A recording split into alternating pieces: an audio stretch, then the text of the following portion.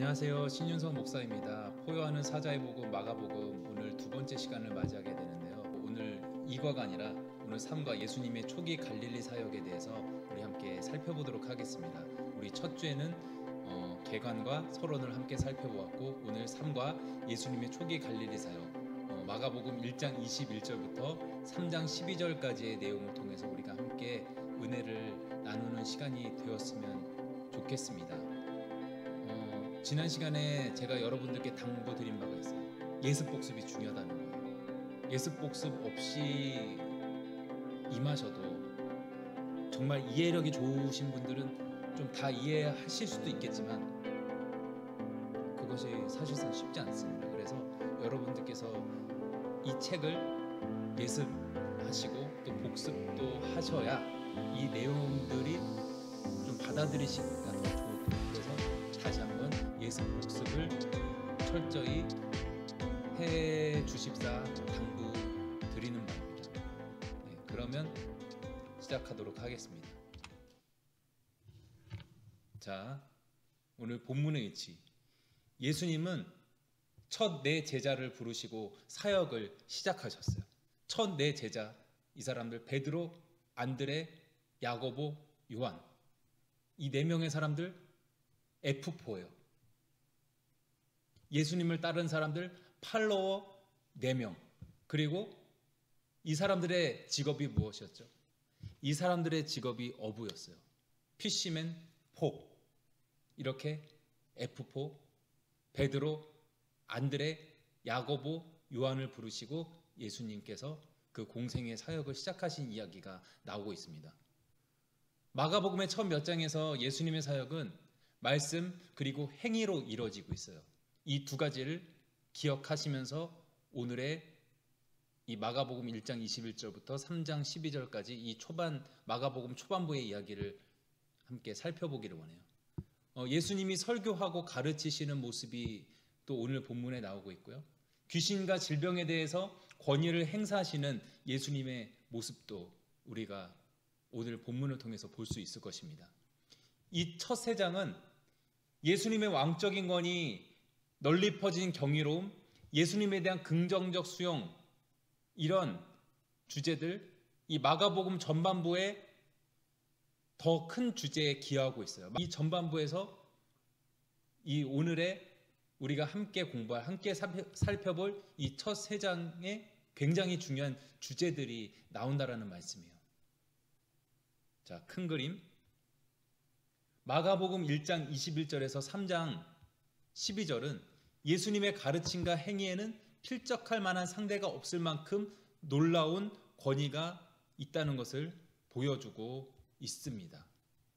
예수님의 가르침, 말씀으로 사람들을 가르치셨고 또 예수님은 단지 말씀만 하신 것이 아니라 사람들과 제자들과 함께 먹고 마시고 주무시고 동고동락하시면서 또 병자들을 고치시고 귀신 들린 자들을 고치시고 그렇게 말씀뿐만 아니라 삶으로서 행위로서 그 사랑을 그 은혜를 보여주시고 끼치셨습니다. 인간과는 무엇과 다른 그런 특별한 권위, 특별한 신적 권위를 가지신 예수님의 모습을 우리가 오늘 본문을 통해서 살펴볼 수 있겠습니다. 마가복음의 이 본문에는 예수님이 초기 사역에 있었던 다양한 사건들을 빠르게 전개하는 몇 가지 이야기가 나오고 있어요. 오늘 크게 첫째, 예수님의 권위가 존경받다. 둘째, 예수님의 권위가 도전받다. 그 두 가지 제목으로 구성이 되어 있고 그 두 가지 내용에 대해서 함께 살펴보도록 하겠습니다. 자, 질문.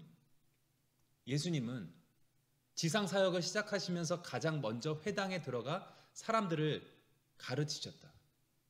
이런 사실은 예수님의 지상 사역의 목표에 대해서 무엇을 알려주는가? 유대교에 있어서 또 초대교에 있어서 이 장소, 이 사진에 나와 있죠. 회당이라는 장소가 굉장히 중요한 장소였습니다.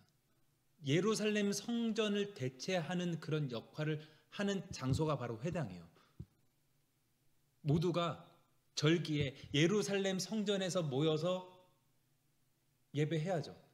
그런데 아무 때나 예루살렘 성전에 가는 건 아니고 구약 때 또 통일왕국 시대 이후에 분열왕국이 되면서 이 북이스라엘 사람들이 예루살렘 성전에 갈 수 없었고 또 유대인들도 나중에 바벨론의 포로로 끌려가고 또 흩어지는 그런 역사의 부침을 겪게 되면서 예루살렘 성전도 무너지고 그런 상황 가운데 있으면서 성전에서 예배할 수 없었던 그런 상황들을 겪어왔습니다. 그 가운데 이 회당에서의 예배가 매우 중요했어요. 회당에서 모여서 말씀을 듣고 예배하였던 그런 장소로 회당, 영어로는 시나고그라는 그런 장소가 사용되었기 때문에 이 유대교에 있어서 이 시나고그, 회당이라는 장소가 매우 중요한 것이에요. 예수님께서 사역을 시작하시면서 이 회당에 들어가서, 유대인의 회당에 들어가서 사람들을 가르치시고 말씀을 풀어주셨죠. 이 질문이 이런 거예요. 이런 사실은 예수님의 지상사역의 목표에 대해서 무엇을 알려주고 있는가? 라는 질문입니다. 대답. 예수님께서는 아까 말씀드렸듯이 말씀의 사역 또 행위의 사역을 전개하셨어요. 예수님이 행하신 그 행적들도 매우 중요합니다. 하지만 그 중에서 예수님에게 있어서 말씀 사역이 먼저였고 그것이 예수님 사역의 핵심이었습니다. 우리가 교회에서 하고 있는 그리스도인들이 하고 있는 모든 교회에서의 활동과 사역들도 마찬가지입니다. 우리가 이웃과 함께 사랑을 나누고 물질을 나누고 봉사하고 헌신하고 그런 것들이 다 중요하죠. 하지만 그보다 더 중요한 것, 더 먼저 있어야 되는 것, 더 기초가 되어 있어야 되는 것, 그리스도인으로서 교회로서 먼저 되어야 할 것은 바로 말씀 사역입니다. 말씀을 배우는 것입니다. 중요한 것, 말씀 사역이 먼저라는 거예요. 그것이 교회의 핵심, 그리스도인의 핵심, 또 예수님 사역의 핵심이었다는 것입니다. 유대교 예배의 중심인 회당에서 예수님께서 가르치신 것, 이것은 무엇을 말하느냐? 유대교와의 연속선상에 예수님이 있었다는 거예요. 구약 전통의 계승이었다는 거예요. 예수님이 회당에서 들어가 사람을 가르치신 그것의 중요한 의미, 첫째, 말씀 사역이 먼저라는 것, 둘째, 유대교와의 연속선상에 또한 예수님이 계셨다는 것. 그 두 가지입니다. 또 한 가지 참고로 덧붙이자면 바울의 세 관점이라는 그런 학파가 있어요. 많은 사람들이 생각하죠. 유대교와 기독교는 완전히 별개 것이다. 또 바울도 그런 유대교와 완전히 결별하고 그렇게 전혀 다른 기독교를 이끌어왔던 지도자가 바울이다. 그런 서신들을 쓴 사람이 바로 바울이다라고 많은 사람들이 그렇게 알고 있습니다. 그런데 이 바울의 세 관점 학파에서 이야기하는 것은 바울은 물론 유대교와 다른 그런 기독교의 특수성, 그런 불연속성도 있지만 근본적으로 바울은 유대교의 연속선상에서 있다라고 보는 관점이 바로 바울의 세 관점 학파예요. 이렇게 바울도 유대교와의 연속선상이 있었던 것과 마찬가지로 예수님도 유대교의 전통을 계승하는 관점에서 우리가 볼 수 있을 것입니다. 기독교가 뭐 아무 데도 없는 데서 그냥 하늘에서 직통계시도 있겠지만 그것만으로 만들어진 종교가 아니라 그것만으로 형성된 그런 것이 아니라 유대교와의 연속선상을 통해서 또 유대교와의 그런 계승과 또 유대교와의 대립을 통해서 그렇게 형성된 것이 기독교이고 그렇다라는 말씀을 드리고 있는 것입니다. 마가복음 1장 22절과 27절을 읽으라. 예수님의 초기 사역에 일어난 사건을 통해서 마가가 우리에게 보여주려는 것이 무엇인가? 1장 22절의 말씀. 무사람이 그의 교훈에 놀라니 이는 그가 가르치시는 것이 권위 있는 자와 같고 서기관들과 같지 아니함일러라. 27절. 다 놀라 서로 물어 이르되 이는 어찌미냐? 권위 있는 새 교훈이로다. 더러운 귀신들에게 명한즉 순종하는도다 하더라. 앞에서 말씀드렸던 것과 같이 예수님은 유대교와의 연속선상에서 유대교를 계승하셨습니다. 예수님은 기독교라는 새로운 종교를 창시하신 적이 없고 유대인이었고 유대교에 속한 분으로 살아가셨죠. 그런데 유대교와는 무언가 다른 특별한 점이 있다는 거예요.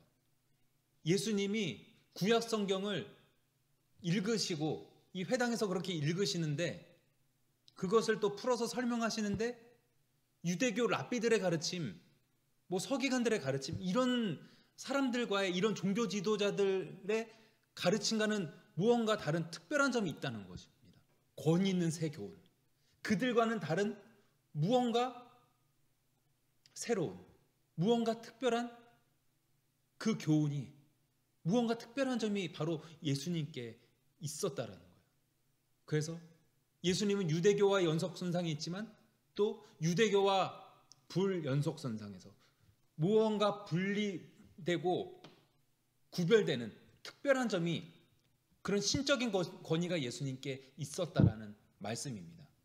마가복음 1장 29절에서 34절에 나타난 예수님의 치유 사역은 주님의 위대한 긍휼하심을 보여준다. 이런 치유 사건들은 하나님이 과연 어떤 분이시고 왜 이 땅에 오셨는지에 대해서 알려준다. 앞서 예수님이 하나님의 나라가 가까이 왔으니라고 말씀하신 것을 생각해 볼 때, 첫째, 우리는 마가복음 1장 29절 34절에서 하나님의 나라가 진일보하는 모습을 어떤 방식으로 이해하게 되는가? 둘째, 예수님의 이런 치유 사역을 창세기 1장에서 3장의 사건들과 어떻게 연관지을 수 있는가? 아담이 에덴 동산에서 침입한 사탄을 내쫓는 일에 실패한 사건을 떠올리며 마가복음 1장 34절을 생각해 보라. 마가복음 1장 29절 34절에 나타난 치유 사건은 크게 두 가지가 있어요. 예수님께서 시몬 베드로이죠. 이 사람의 장모의 열병을 치유하신 사건이 나오고, 그 다음에 많은 병든 자, 많은 귀신 들린 자들을 고쳐주신 이야기가 바로 마가복음 1장 29절 34절의 이야기예요. 여기서 이 두 가지 질문에 대해서 함께 답을 찾아보도록 하겠습니다.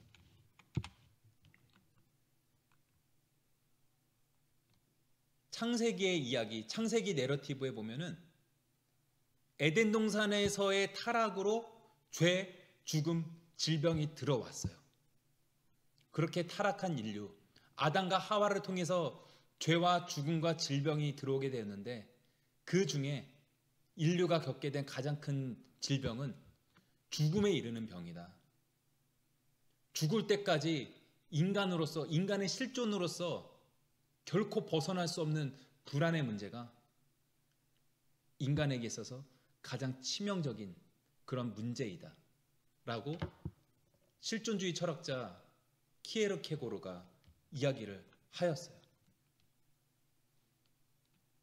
예수님께서 이 마가복음 본문에서 치유하시고 귀신을 내쫓으신 것, 그것은 이 아담과 하와로 인해서 들어오게 된 죄와 죽음과 질병의 문제를 해결하심을 보여주시는 것입니다. 그렇다면 과연 하나님 나라의 일이 무엇인가 하면, 이 인류의 문제, 죄와 죽음과 질병에서 해결되고 귀신이 쫓겨나고, 이것이 바로 하나님 나라의 일, 예수님이 행하신 그 일이라는 말씀입니다.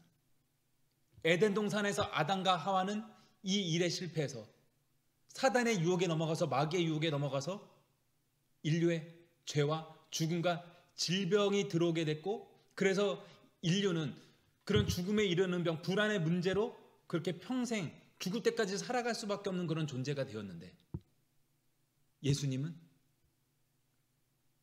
선포하시는 하나님 나라의 그 일은 이 근본적인 죄의 문제를 해결하신다라는 것입니다. 만약에 아담이 범죄하지 않았더라면 어땠을까? 그러면 질병과 죽음이 없었을까? 라고 거꾸로 그렇게 물어보는, 그것은 이제 환원주의라고 하거든요. 그렇게 되돌려서 만약이라는 가정을 우리는 해볼 수 없다는 거예요. 역사에 만약이라는 없다고 하죠. 그랬다라면 어땠을까라는 질문을 해보는 게 안 된다라는 말씀이 아니라, 어차피 이렇든 저렇든 필연과 숙명으로 주어진 우리들의 그런 운명이기 때문에 우리는 그것을 그렇게 거꾸로 돌아가는 환원주의적인 것으로 그렇게 해석할 수는 없다라는 말씀이에요. 하지만 중요한 거, 그렇게 숙명과 필연으로서 인간에게 주어진 죄와 죽음과 질병의 문제를 예수님께서 치유하시고 귀신을 내쫓으심으로 그 문제들을 해결하신다는 것, 오늘 우리가 이 본문에서 살펴볼 수 있다라는 말씀입니다.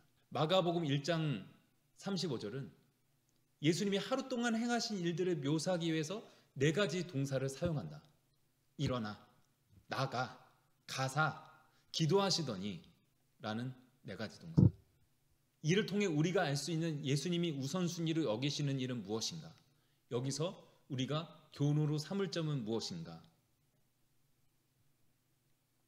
마가복음 1장 35절의 말씀은 새벽, 아직도 밝기 전에 예수께서 일어나 나가 한적한 곳으로 가사 거기서 기도하시더니입니다. 여기서 예수님이 우선순위로 삼으신 것이 과연 무엇일까요? 따로 공간과 시간을 구분해 기도하시는 것이 예수님의 우선순위였다라는 것입니다. 예수님 무지하게 바쁘셨죠. 인자는 머리 둘 곳 하나 없다. 여우도 굴이 있고 까마귀도 앉을 곳이 있지만 인자는 머리 둘 곳이 없고 쉴 곳이 없다라고 말씀하신 예수님이죠. 그만큼 바쁜 공생애에 약 3년의 시간을 보내신 예수님이세요. 그런데 그 가운데서도 예수님께서 우선순위로 삼고 결코 빠뜨리지 않았던 것이 바로 기도입니다. 공간과 시간을 따로 구분해서 기도하시는 것이 예수님의 우선순위였습니다. 옛날에 이런 책 제목도 있었죠. 너무 바빠서 기도합니다. 그만큼 바쁜 가운데서도 우리가 시간을 내어서 또 공간을 구별하여서 기도하는 것이 너무나도 중요하다라는 말씀입니다. 그것이 예수님의 우선순위였고 또한 우리가 먼저 가져와야 될 우선순위라고 말씀드릴 수 있겠습니다. 1세기 팔레스타인에서 나병 환자는 육신적으로 불결하다는 취급을 받았을 뿐 아니라 종교 의식적으로도 부정한 사람이라는 취급을 받았다. 부정한 나병 환자와 접촉한 사람도 함께 부정한 사람으로 여겨졌다. 마가복음 1장 40절 45절에서 예수님이 나병 환자를 고치시는데 단지 말씀으로가 아니라 그의 몸에 손을 대서 고친다. 그러나 이 일이 예수님을 부정하게 만들지 않았고 오직 나병 환자가 깨끗해질 뿐이었다. 이 사건은 예수님에 대해 그리고 예수님이 오신 목적에 대해 무엇을 가르쳐 주는가?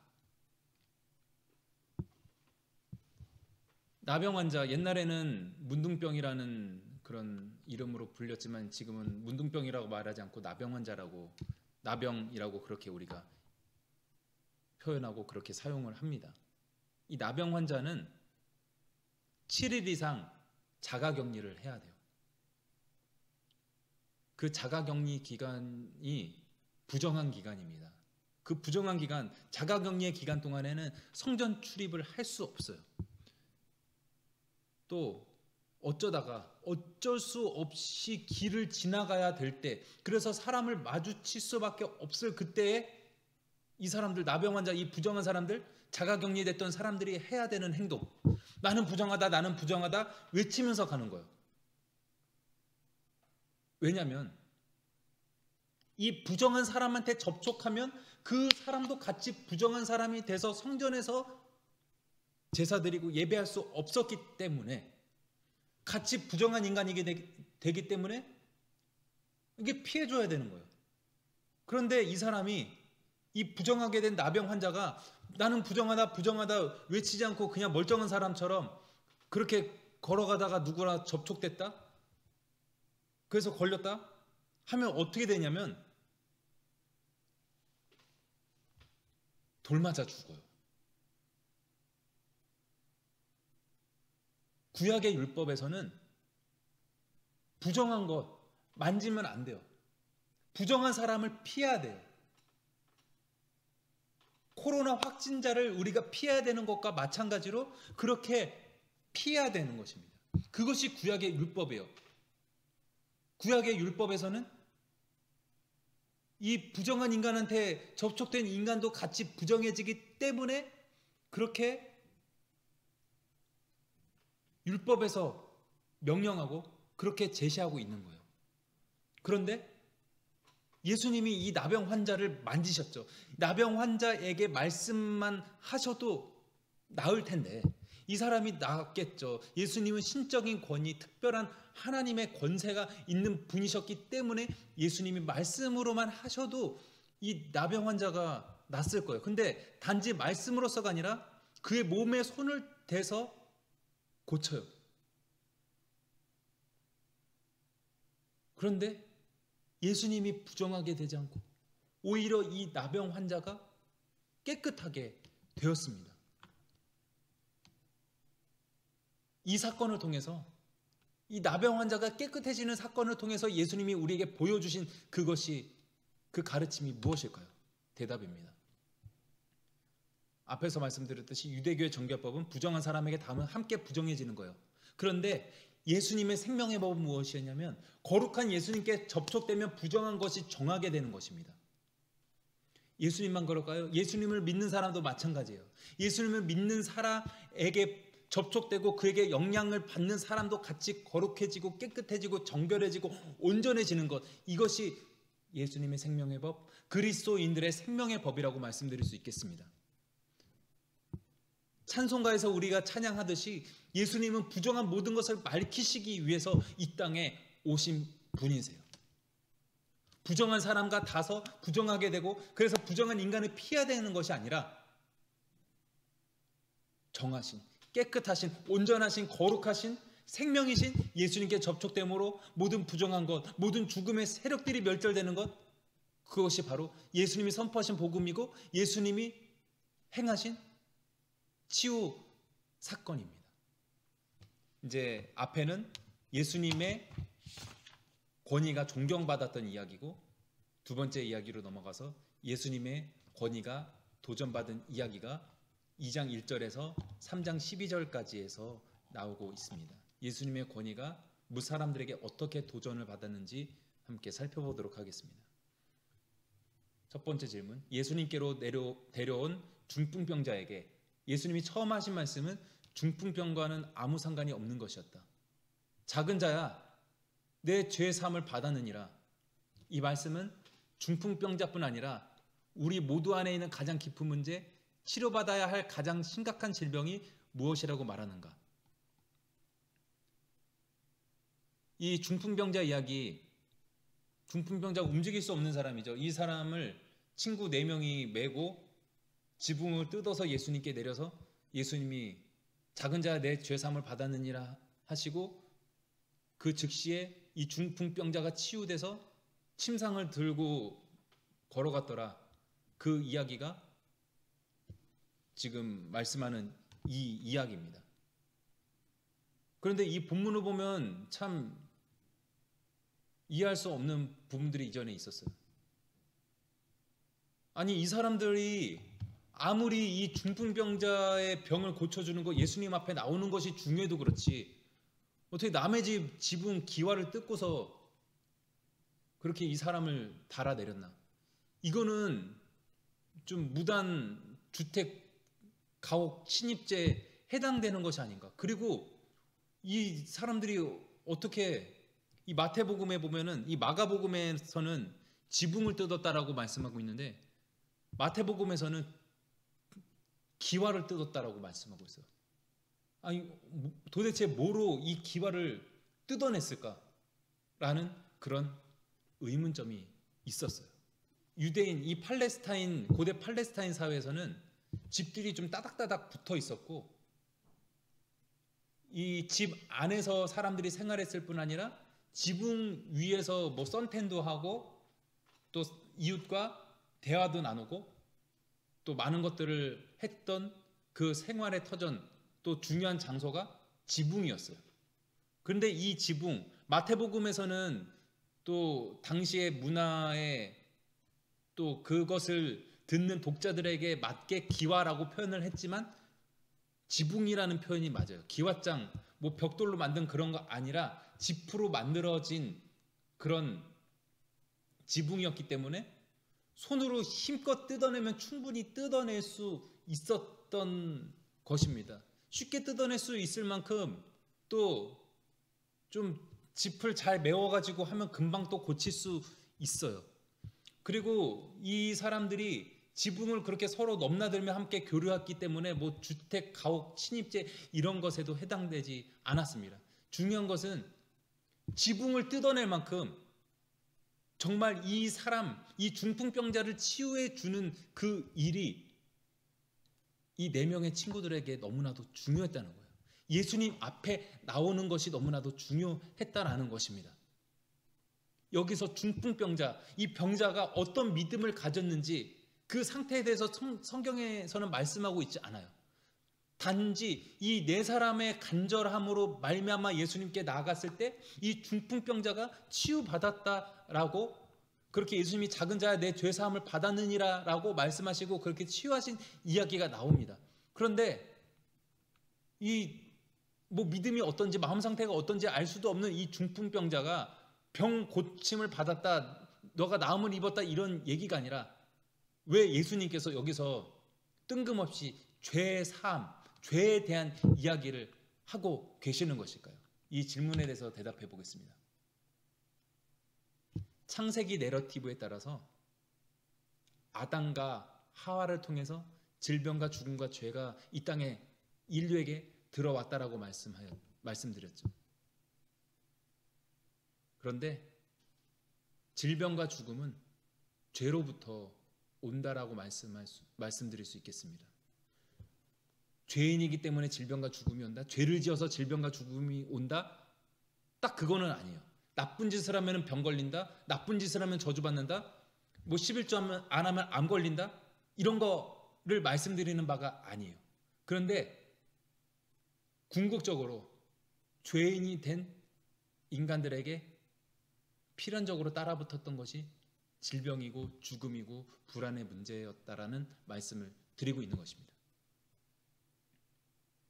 질병과 죽음, 이것도 인류에게 있어서 아주 심각한 문제, 평생 죽을 때까지 인간을 쫓아다니는 그런 큰 문제이지만 그보다 더 근본적인, 더 궁극적인 문제가 바로 죄의 문제라는 거예요. 이 사람이 죄를 지어서 중풍병이 걸렸는지 죄랑 상관없이 중풍병자가 됐는지 그것은 알 수 없습니다. 하지만 예수님께서 이 중풍병자를 일어나 걷게 하시고 침상 들고 룰루랄라 걸어가게 하셨을 뿐 아니라 예수님은 그 근본적인 문제, 죄의 문제까지 해결하시는, 죄의 사함을 주시는 분이 바로 예수님이시라는 것을 이 예수님의 선포를 통해서 알 수 있습니다. 예수님은 우리의 문제, 질병의 문제, 죽음의 문제, 가난의 문제, 이런 문제뿐 아니라 가장 근본적인 인류를 쫓아다니는 그런 죄의 문제를 해결하시는 분, 해결하실 수 있는 분이심을 이 말씀을 통해서 보여주고 있는 것입니다. 마가복음 2장 9절에서 예수님의 죄사함 선포로 인해 서기관들이 반발하자 예수님은 중풍병자를 향해 그의 죄가 사함을 받았다고 말하는 것과 일어나 걸으라고 말하는 것 중 어느 것이 더 쉬운지 서기관들에게 묻는다. 어느 것이 더 쉽겠는가? 당신이라면 어떻게 대답하겠는가? 여기서는 내 죄사함을 받았느니라는 말이 더 쉽다는 게 명백한 요지다. 이 말은 실제로 참인지 거짓인지 당장 증명될 수 없기 때문이다. 그러나 더 깊게는 죄사함을 선포하는 것이 훨씬 더 어려운 일이다. 왜냐하면 서기관들이 올바로 이해했듯 오직 하나님만이 죄를 사하실 수 있기 때문이다. 그렇다면 여기서의 원리는 다음과 같다. 예수님은 눈에 보이는 기적, 중풍병 치유를 능히 행하실 수 있기 때문에 이것이 곧 눈에 보이지 않는 기적, 죄사함도 능히 행하실 수 있다는 증거가 된다. 여기서 질문하고 있지만 답이 무엇인지는 이미 나와 있습니다. 일어나 걸으라고 하는 것과 내 죄사함을 받았느니라 하는 것 중에 어떤 것이 쉽겠는가? 예수님이 말씀하신 것, 죄사함을 받았느니라는 말이 더 쉽다라고 여기서 정답을 내려주고 있는 거예요. 여기서 질문하는 것은 그런데 우리에게는 뭐가 더 쉽겠는가 이런 질문이죠. 그래서 여기에 특별한 답을 딱 명토 박아서 제시하기보다 우리의 솔직한 생각을 써보고 말해보고 표현해 보았으면 좋겠습니다. 여러분들은 어떤 것이 더 쉬우신가요? 일어나 걸으라? 내 죄사함을 받았느니라? 어떤 것이 여러분들에게 더 쉬우신가요? 저에게 있어서는 일어나 걸으라는 말이 차라리 더 쉬워요. 예수님은 죄사함을 받았느니라는 말이 더 쉽다고 했는데 저는 그와 반대예요. 어차피 일어나 걷는 거든지 죄사함을 받는 거든지 어차피 그냥 보통 인간으로서는 이루어지지 않을 만한 그런 저의 능력 밖의 일이기 때문에 죄사함이라는 그런 근본적인 문제에 더 불가능해 보이는 일보다는 당신이 일어나 걷기를 원합니다. 일어나 걸으며 뛰기 원합니다. 라고 축복해 주는 것이 좀 더 그런 축복의 말을 해주는 것이 더 나을 것 같아요. 그래서 둘 다 어려운 이야기지만 저에게 있어서는 차라리 일어나 걸으라라는 말이 더 쉬울 것 같아요. 여러분은 어떠하신가요? 그런데 예수님에게는 죄 사함을 받았느니라는 말이 더 쉽다라고 여기서 말씀하고 있어요. 우리 인간으로서는, 우리 보통의 인간으로서는 죄 사함의 권세가 없기 때문에 당연히 저와 다 비슷하실 것 같아요. 일어나 걸으라는 말이 더 모든 이들에게 쉬울 것 같아요. 그런데 예수님에게는 이 죄 사함을 받았느니라는 말이 더 쉽다는 거예요. 예수님은 죄 사하실 수 있는 그런 권세가 있으신 분이기 때문에 예수님은 죄 사함을 받았느니라는 이 말이 더 쉽다라고 여기서 말씀하고 있다는 거예요. 자, 다음 질문으로 넘어가겠습니다. 신약 성경 시대의 유대인 세리들은 유대인 동족들에게 등을 돌리고 민족의 원수인 로마와 재정적으로 손잡고 협력하는 사람들이었다. 마가복음 2장 13절 14절에서 예수님이 레위를 부르신 사건에는 어떤 중요한 의미가 담겨 있는가? 2장 17절의 말씀은 나는 의인을 부르러 온 것이 아니라 죄인을 부르러 왔노라. 자, 대답을 내려보겠습니다. 세리는 유대인들에게 있어서 도둑 강도보다 더 악랄한 민족의 역적이었어요. 부귀를 얻어도 사회적으로 왕따입니다. 세리, 로마 편에 서 있는 사람이에요. 유대인인데 로마 당국의 편에 서서 동족인 유대인들의 세금을 털어먹는 사람이 세리예요. 세리가 정말 정직하게 세금을 걷는다면 그한테는 취할 수 있는 이득이 한 개도 없어요. 그런데 당시 모든 세리들은 다 세금을 올려받았어요. 몇 배로 뻥튀기해서 받았어요. 그래서 그 정해진 세금 로마 당국에 갖다 주고 나머지 이 와이로로 받은 그 부가 수입으로 얻은 거를 갖다가 그것으로 부귀와 영화를 누리던 사람들이 세리들이었죠. 이렇게 고리대금업자 같이 이런 행위를 하는 존재들이 세리이기 때문에 세리들 나쁜 놈들이라고 여겨졌고 또 동족 유대인들의 피를 빨아먹는 그런 인간들이라고 여겨졌기 때문에 멀쩡하게 폼 잡고 딱 돈 세면서 앉아있지만 도둑, 강도보다 더 악랄한 인간으로 그렇게 유대인들에게 세리가 여겨졌던 것입니다. 비록 부귀와 영화를 얻었을지 모르겠지만 사회적으로는 왕따, 사회적으로는 사람들에게 지탄의 말을 듣고 지탄의 손가락질을 계속 받는 사람들이 바로 세리들이었어요. 그런데 예수님은 이런 세리였던 레위를 민족의 역적이라고 여겨졌던, 민족의 등골을 빨아먹는 천하의 나쁜 놈이라 여겨졌던 이 세리 레위를 부르신 거예요. 이것은 무엇을 말하고 있나요? 예수님은 죄인을 불러 제자를 삼으신다는 거예요. 예수님은 이전에 행하던 일이 크게 중요하지 않아요. 이전에 죄인으로 살았던, 이전에 의인으로 살았던 중요한 것은 바로 현재입니다. 예수님은 사회의 소외자들을 먼저 불러주세요. 이 사람 레위, 세리의 일을 하면서 마음이 편했을까요? 이 고리대금 해먹으면서 마음이 편했을까요?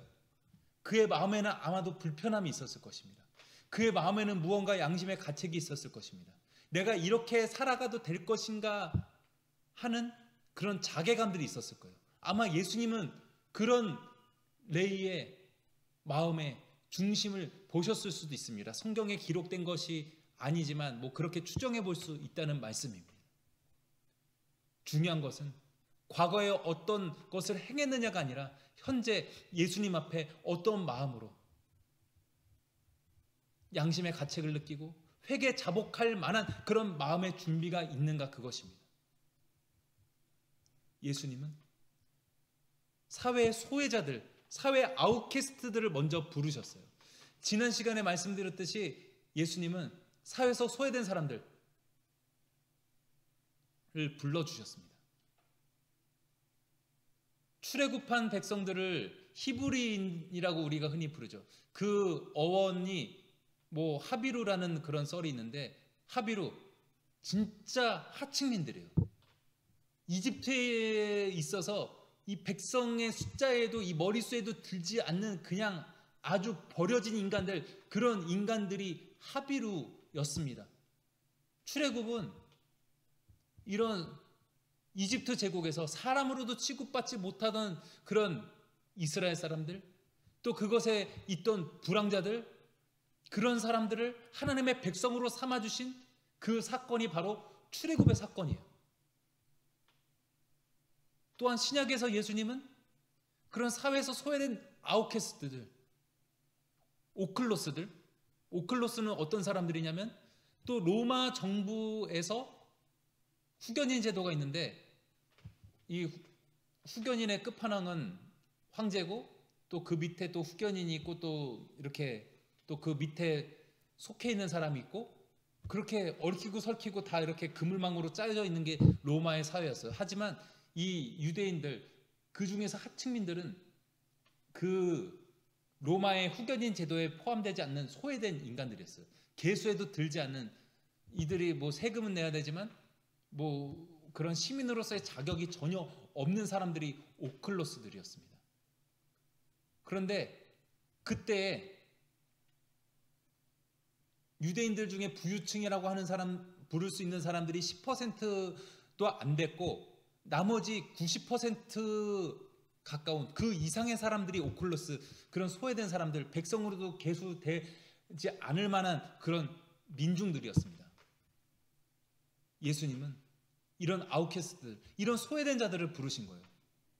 예수님께서는 어쨌든 이런 사회에 소외된 사람들, 정말 중산층 그 밑에 사람들, 사회에서 정말 어려움을 겪는 사람들, 이런 사람들을 먼저 부르신 하나님의, 예수님의 그런 가난한 자들, 소외된 자들을 먼저 택하시는 은혜가 이 사람, 세리였던 사람 레위를 통해서도 볼 수 있고, 그 외에도 어부인 제자들 베드로, 야고보, 요한, 안드레, 이 4명의 제자들을 부르신 그 이야기들을 볼 때, 예수님은 사회에 소외된 약자들을 먼저 택하여 부르시는구나 라는 것을 우리가 알 수 있습니다.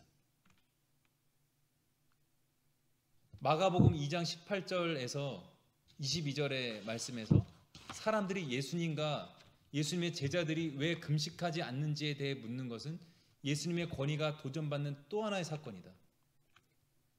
예수님의 답변은 무엇인가? 이사야서 62장 5절과 호세아 2장 19절에서 20절 같은 구약 성경의 본문은 예수님의 답변을 이해하는 데 어떤 도움이 되는가? 자, 답변해 보겠습니다. 금식의 행위 자체가 아니라 금식의 의미가 중요하다라는 것입니다. 금식이 무엇인가요?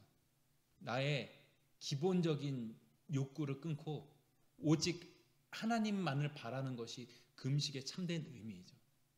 이사야서 62장 5절에 이렇게 말씀합니다. 마치 청년이 처녀와 결혼함 같이 내 아들들이 너를 취하겠고 신랑이 신부를 기뻐함 같이 내 하나님이 너를 기뻐하시리라.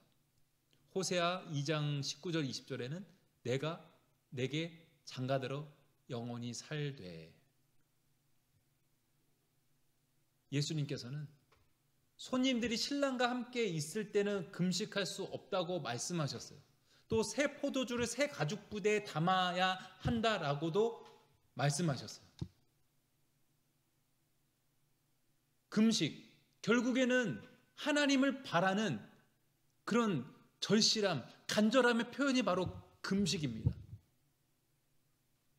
그런데 예수님과 함께 한다면, 예수님과 함께하는 기쁨을 누린다면은 금식이 그 예수님과 함께하는 기쁨을 대체할 수 없죠.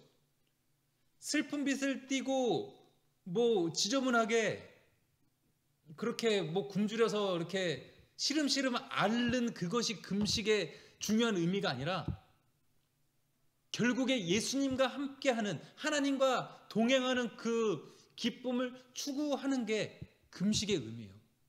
신랑과 함께 있을 때 금식할 수 없죠. 고대 팔레스타인 사회에서의 혼인잔치가 있었어요.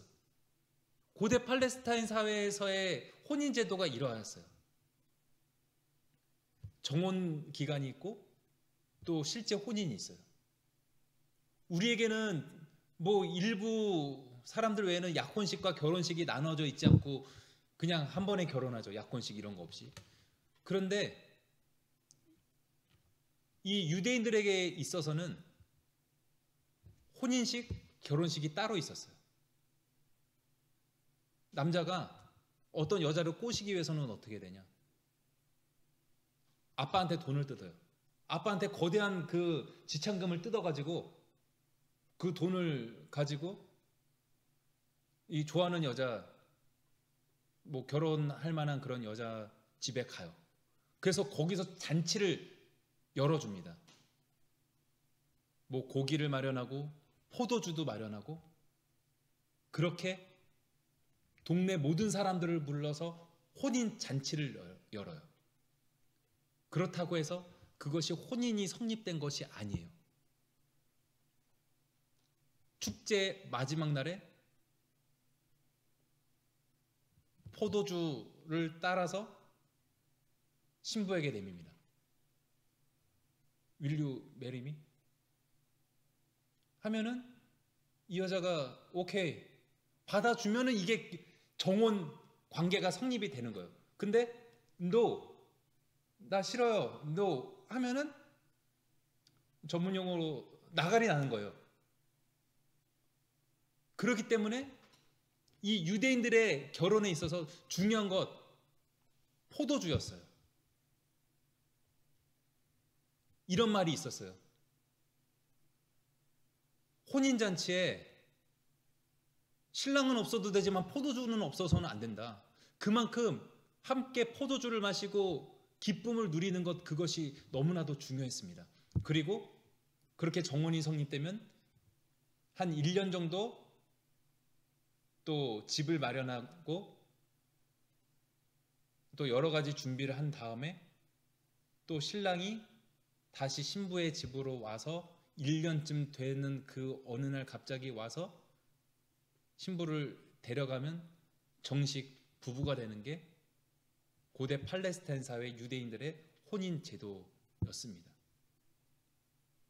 그런데 이 혼인잔치에 포도주를 먹고 고기를 먹고 함께 누리고 즐기고 해야 되는 그 잔치에 누리지 못하고 금식한다면 이게 말이 되겠습니까? 말이 안 되죠. 중요한 것은 마찬가지로 예수님과 함께하는 즐거움, 기쁨, 희락, 이것이 더 중요하다는 거예요.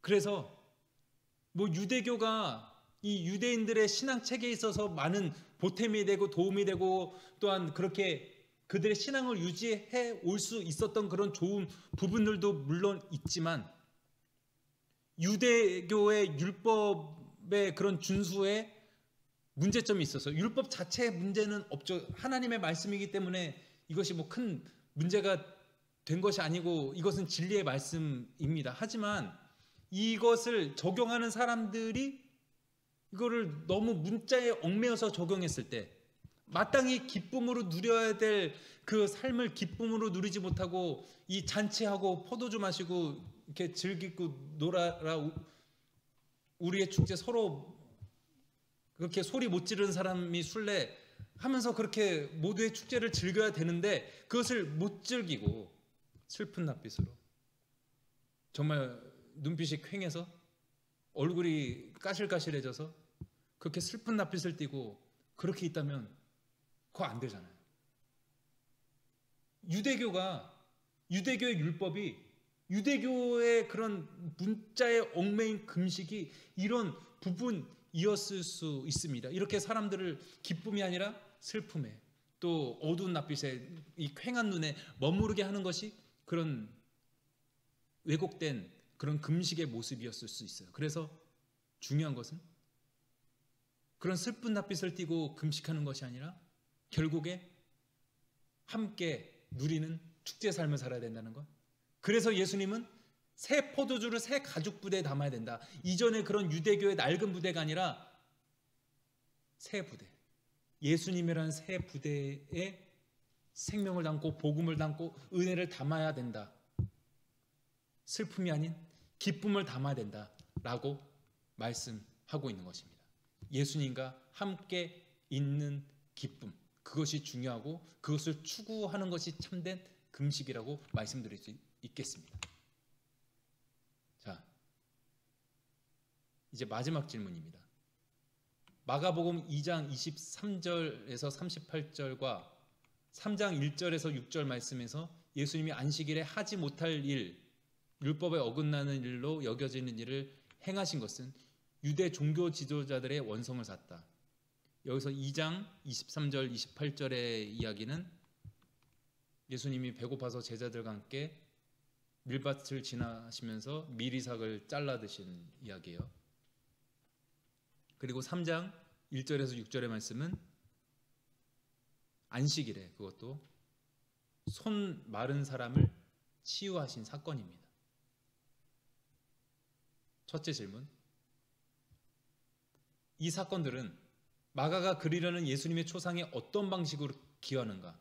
둘째, 각 사건을 통해 예수님이 견줄 데 없는 최고의 권위를 지니신 분으로 드러난다는 것을 설명해 보라.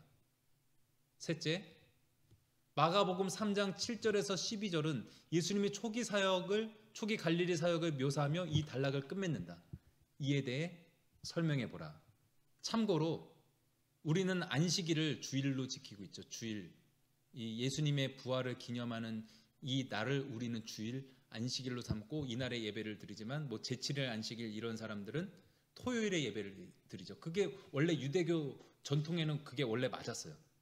유대인들에게 있어서 안식일은 제7일이었고 제7일이 바로 토요일이었기 때문이죠. 이 안식일은 예배와 쉼의 날이고 다른 일을 안 하는 날입니다. 그런데 예수님이 안식일에 밀이삭도 제자들과 함께 잘라서 드시고 손 마른 사람을 치유하신 그 일들이 사람들의 원성을 산 거예요. 자, 이 질문에 대해서 함께 답을 찾아보도록 하겠습니다. 종교적 규례보다 사람이 먼저다라는 거예요. 이 말을 누가 먼저 했는지 모르겠지만 중요합니다. 사람이 먼저다. 율법의 문자보다 생명이 더 중요합니다. 밀 이삭을 잘라 먹으신 그 사건을 통해서 예수님이 보여주신 것은 안식일이 사람을 위해 있는 것이지 사람이 안식일을 위해 있는 것이 아니다라는 것을 보여주셨어요. 인자는 안식일의 주인이다. 인자에는 평범한 사람이라는 뜻과 더불어 그런 특별한 신적 권위를 가진 사람, 그 예수에 대한 표현이 바로 인자예요. 그런데 예수님뿐만이 아니라 예수님을 믿는 우리들 그리스도인들도 바로 안식일의 주인입니다. 예수님과 같이요. 종교적 규례도 너무나도 중요하죠. 안식일을 지키는 것 중요하죠. 교회에서 우리가 대면 예배로 드리는 것 너무나도 중요합니다. 하지만 그 안식일을 지키는 것, 주일을 지키는 것, 그것도 너무나도 중요하지만 더 중요한 것은 사람을 살리는 것이라는 것입니다.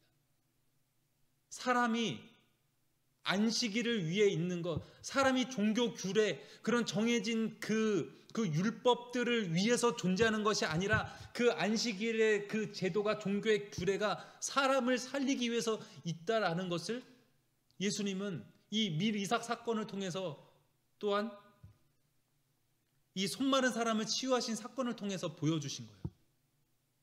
이 손 마른 사람 치유 사건에서는 안식일의 선과 악, 살리는 것과 죽이는 것, 그것 중에서 무엇이 옳은가라고 사람들에게 예수님이 묻고 계세요. 무엇이라 대답할 수 있겠습니까?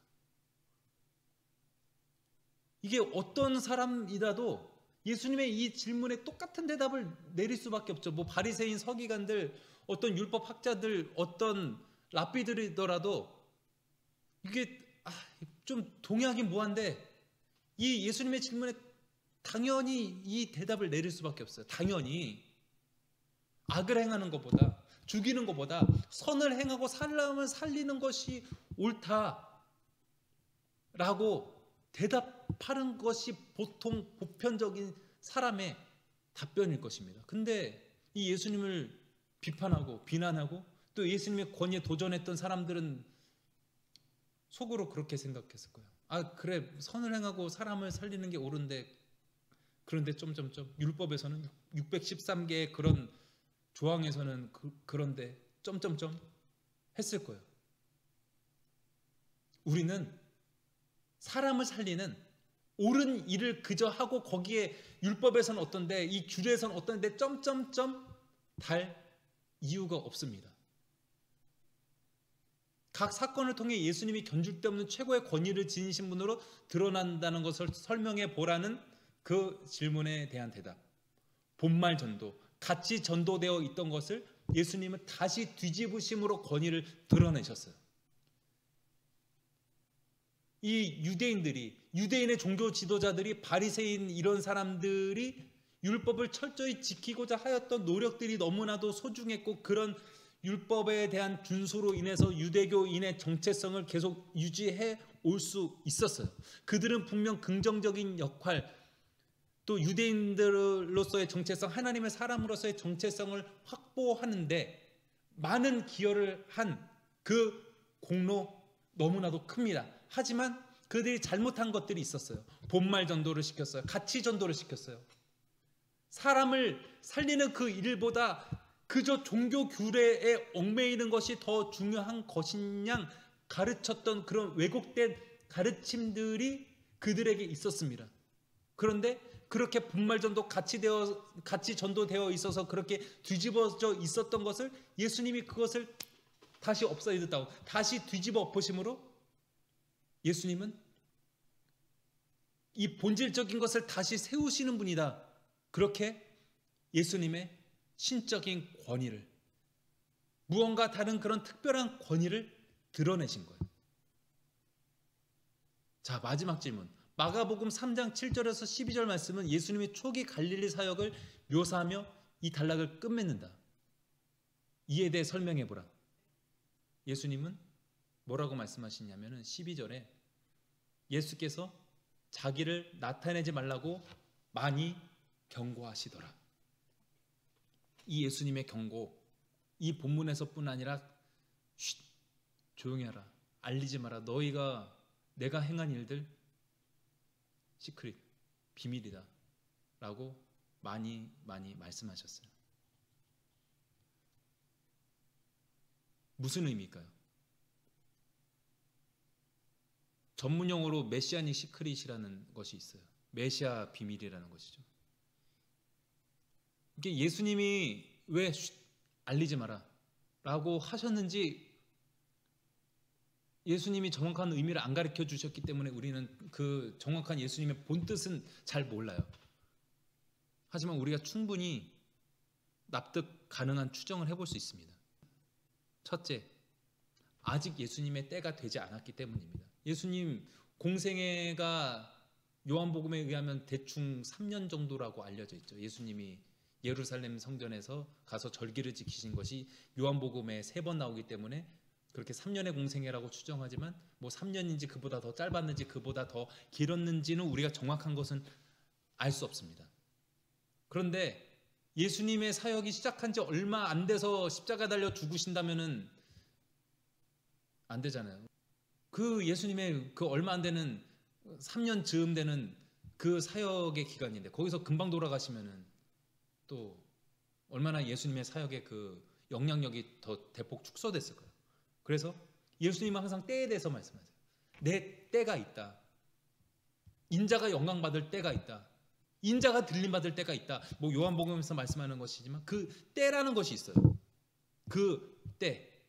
예수님이 계속 그 말씀하시는 영광 받을 때, 들림 받을 때, 그때는 바로 예수님이 죽으시는 때예요. 십자가에 달려 돌아가시는 때예요. 예수님이 십자가에 달려 돌아가시고 부활하시고 승천하시는 그 때예요.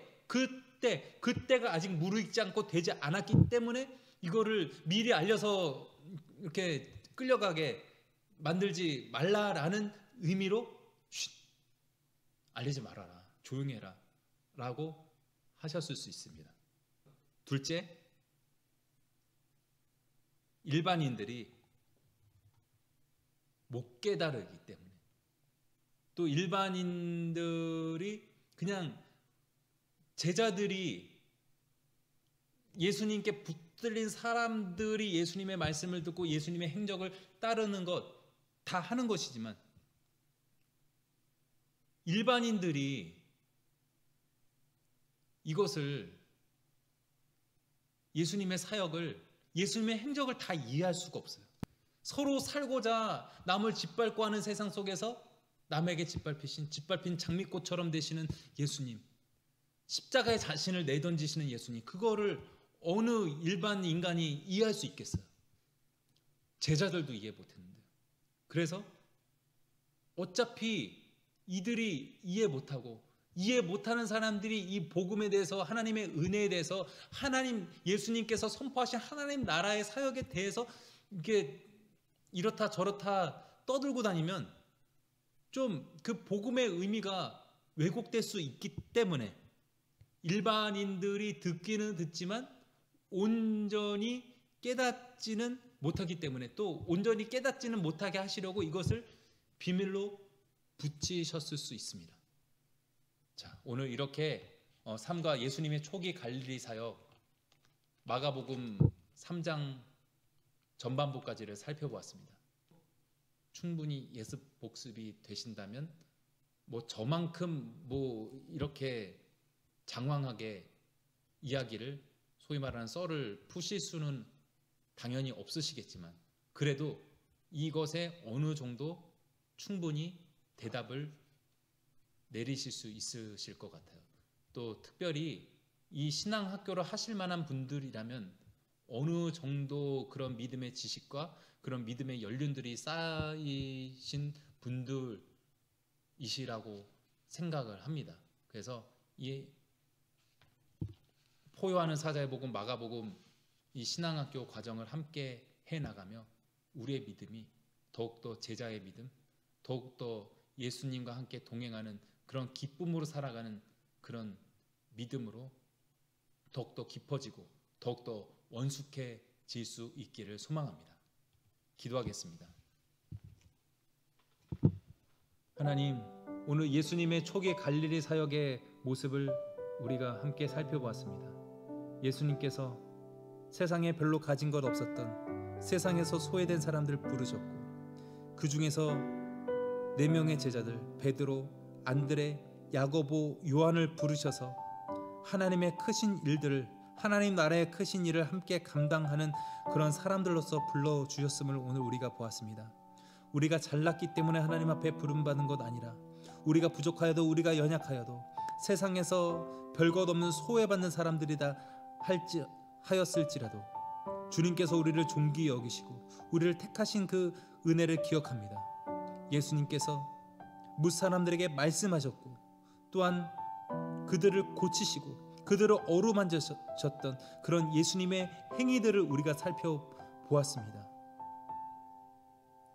예수님의 권위에 대해서 존경하는 사람들, 예수님의 권위에 대해서 반대하는 사람들 있었지만 우리는 예수님의 권위를 존경하고 예수님을 경배하고 예수님을 온전히 예배하는 자리에 늘 있기를 원합니다. 많은 사람들의 비난에도 불구하고 율법 조항으로 예수님을 얽어매고 율법 조항으로 예수님을 판단하려고 바리새인들, 서기관들, 랍비들이 그렇게 하였지만 예수님은 결코 종교 규례라는 작은 틀에 갇히신 분이 아니셨습니다. 예수님의 생명의 능력은 어떤 죽음의 세력보다도 크고 예수님의 그 복음의 능력은 어떤 율법의 규례보다 더 큰 줄로 믿습니다.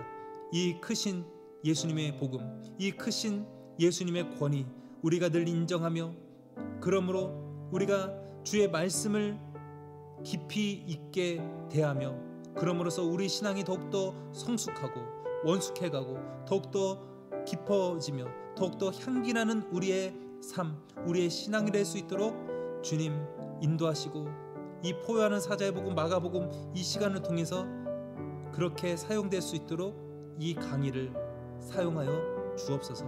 주님께서 언제나 어디서나 우리와 함께하여 주심을 믿고 감사드리며 이 모든 것 우리 주 예수님의 이름으로 기도드리옵나이다. 아멘. 감사합니다. 수고하셨습니다.